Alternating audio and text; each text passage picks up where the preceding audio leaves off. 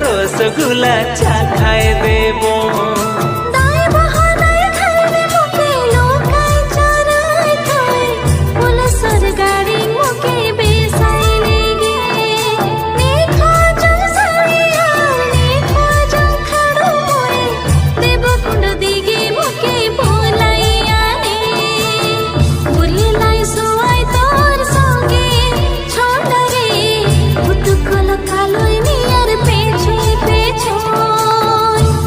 ভাবনা চিন্তা কেরিসি সজনিল